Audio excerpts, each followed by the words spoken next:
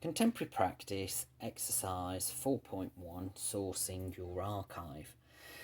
Now, this second part of this brief in the assignment asks us to immerse ourselves and start to investigate threads that have initially come from my personal archive, which was, as I've mentioned earlier, a tin that I keep with a collection of things that I've collated over the years, photographs, school reports, and letters, and so forth.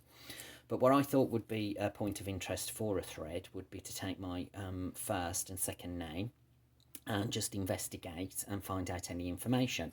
Now, working in the format of mind maps, which I do find, or I am finding, relatively easy to just bullet point ideas, allowed me to further these investigations and start to research my first name. This was making connections with various spellings, any cultural connections, and any wording that would describe the word Neil or Niall, whichever way you prefer to express it. Once I'd built up and collated some information on that, I'd then undertaken some investigation for my surname.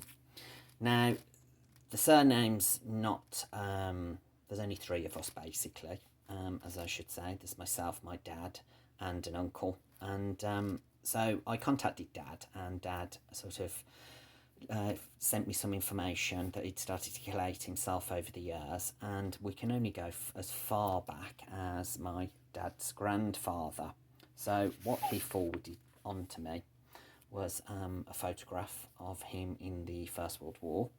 And then we've just got various pieces of information: birth certificate, death certificate, and pieces of information from the last 1911 census that was carried out. So this has built up some minor information for me.